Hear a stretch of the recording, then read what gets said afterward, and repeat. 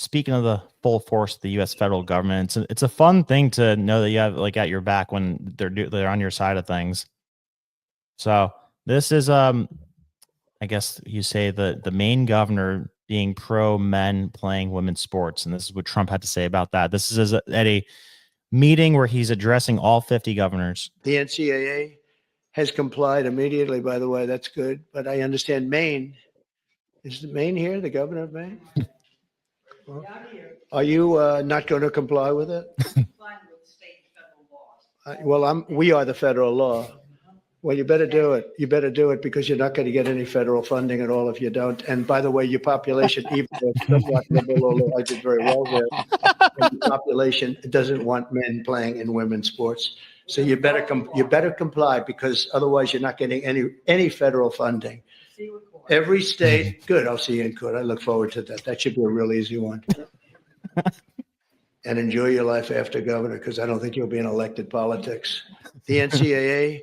Oh my God. Immediately, I love when he does the old like double whammy where he like simultaneously like insults you and compliments himself in the like same time in one swift motion. Oh my God.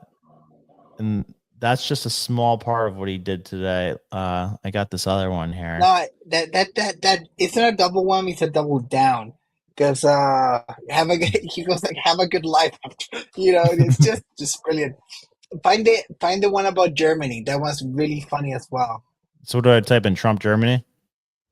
Yeah, Trump Germany. You're gonna find it immediately. It's from the same conference. Big week for Germany this week, by the way. Let's see. It's tomorrow, Brandon. It's tomorrow. We should cover it live. Yeah. Okay. Guys, if you're in Germany, vote for the AfD. Germany has elections on Sunday. What are your thoughts? What do you expect to happen in the elections on Sunday? Who has elections? Germany. Oh, Germany. I wish them luck. We got our own problem. That's it. He said, I thought he was going to like say something encouraging. He's like, who has elections? Yeah, we have our own problem. That's the thing that people don't get. Oh yeah, like they're acting like everything's fixed already for us, but this dude, it's gonna take 4 years or more or 6. Oh, it's gonna take like 12 to 20 years.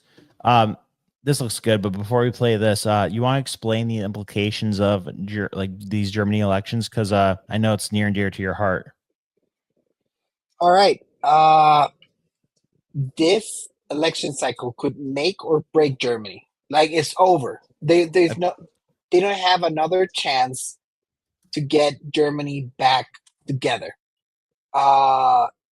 Today, or it was yesterday, there was another stabbing. We had a guy run over a car last week, and they've been having a huge influx of some people from a certain religion that they're not really friendly. And I was checking social media today. Even women that they usually vote against their interest all the time, they're over it. They're over it. They can't go out in the street.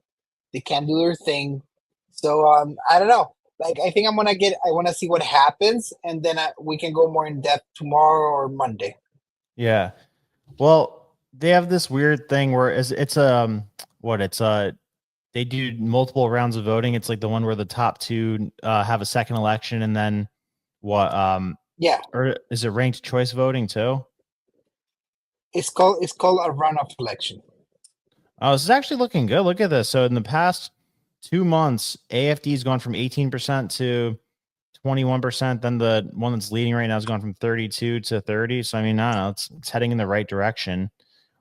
Do you know which two? What's up? Huh? The only two decent parties there is the SPD and the AFD. So they have to combine. They are pretty aligned. Like the SPD is more like old school Republican, not really rhinos, but more in that sense. And then the AFD is based. So did the AFD like come out of nowhere, or is this a thing that's been around for a long time? No, they've been around for a little bit, but very minimal. Like if you see how many parties they have there, all right. Yeah. But the thing is, yeah, and you have it's complicated because it's not like our democracy. Like it's different. Yeah. Okay. Um, So, and so you have some crazy parties there. Like the Greens are crazy. oh, they're dude. You know what's funny about the Germany and green stuff is that like all the German propaganda for green energy came from Russia.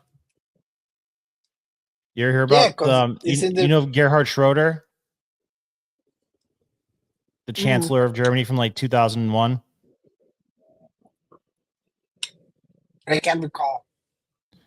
So real quick before we play this dude Gerhard Schroeder from Germany, he he becomes president of Russia's oil company. What is it called? Gerhard Schroeder.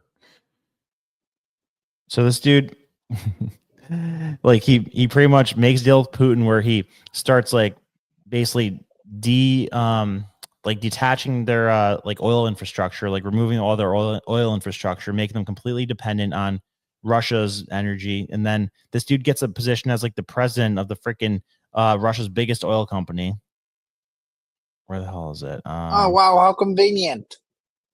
Yeah, I'm trying to find where is that shit so that you guys don't think I'm crazy here. Relations with Russia.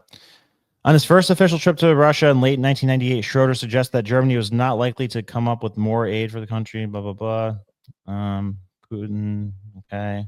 His last days in office, he signed a deal between Germany and Russia, state-owned Gazprom, to build Nord Stream 1 before leaving office and almost immediately joining the pipeline company's board after.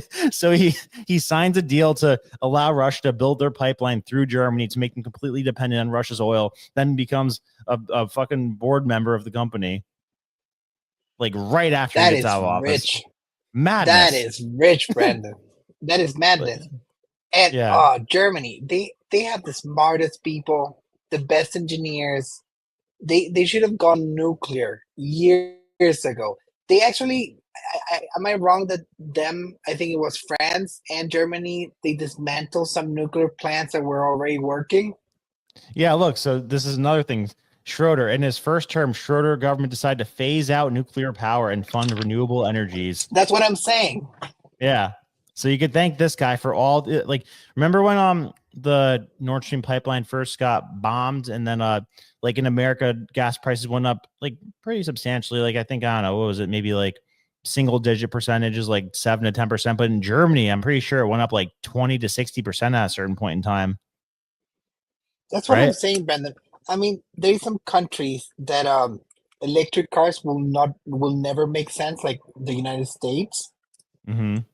But in some other countries, going nuclear and electric is a matter of national security, Brandon. Yeah. All right. Well, If you have no access to oil, no access to fossil fuels, and you want to be independent, you gotta go nuclear. That's what it is. yeah, no, I mean it's like it's ridiculous not to. I think the only reason that people don't want to go nuclear is because it's too cheap and effective, because it would like destabilize like everything that has to do with oil pretty quickly. Like, you know, Finland puts a nuclear reactor on and the energy prices just drop 76% overnight. So imagine that across the world. So I've been reading a lot about it. nuclear? Oh yeah, it's the way to go. Have you Yeah. been reading about thorium reactors? Thorium reactors? No. Oh, It's that's the wild. next generation. Oh, it's wild, Brandon. They're cheaper to make, easier to maintain, safer, faster to build, and the race right now, the nuclear race, Brandon, is to see who can have the first functional thorium reactor in the world. Well, you know who's winning? America? China. No. China.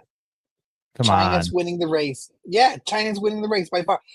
America, they haven't done anything on nuclear energy for years, Brandon. Like I know there's a chart that shows that.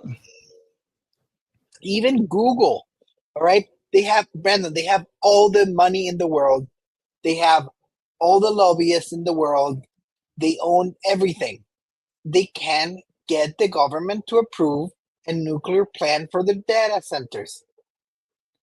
Dude, look at this. So tell me this isn't the most stupid chart you've ever seen in your life. I know you've seen this before, but like for Yeah, I love the like chart.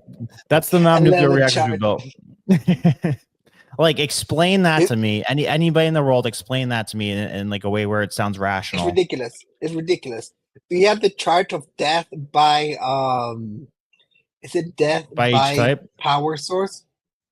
Yeah. By energy source. Yeah, and I mean if anybody watches freaking what's it called? Landman, you know how dangerous oil stuff is. Oh, it's brutal. Remember that clip I showed you where the thing just exploded when they were trying to like because of the spark on the wrench? Yeah. Ah, look at this. Oh my God. Mortality rate from accidents and air pollution per unit of electricity worldwide by energy source. Brown coal dominating deaths per terawatt per hour. I don't even know how to calculate that, but it's a lot with brown coal. Coal But also a lot. you know how dangerous brown coal is. It ignites it by itself.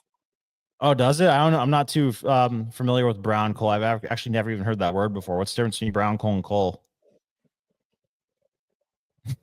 I have no idea. Do you know? Okay, you started talking for a second like you were a brown coal connoisseur.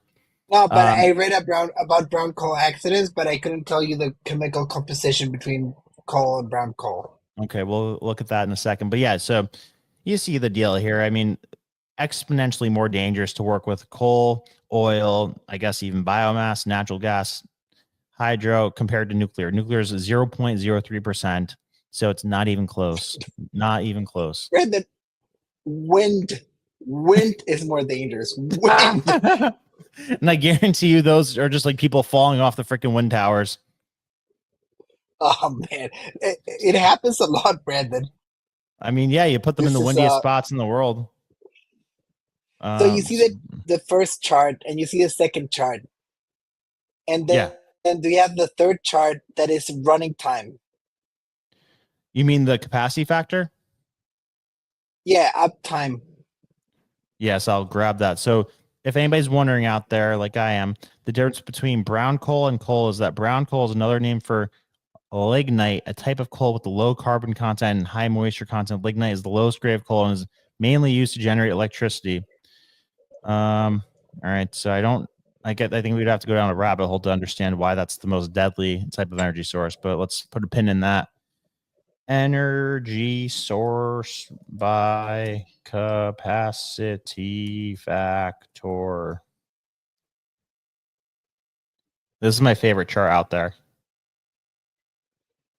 Yes, here we go. All right, so capacity factor is the percentage of time where energy can be generated from a source. So as you can see, nuclear 92.5% of the time generates energy.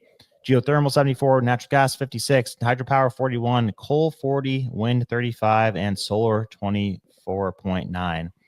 And which one have we been spending hundreds of billions of dollars on over the last couple of years, especially with the Green New Deal? And I know a guy that used to peddle that stuff. Yes, I was slinging solar for a period of time because the deal's just so good that like the government was basically buying solar for the world. Like you go there, you say, "Hey, you want some solar?" And they're like, "No," but like, what if I told you that the government's giving you a 35% tax credit with that? So you're like it literally pays for itself. I had the whole presentation and like you get to the point where you're basically stupid for not buying it. Yep. But those days are coming to an end, though, so I got out at the right time. If you enjoyed the short clip, click right here to watch the full episode, and remember to subscribe to the channel. God bless.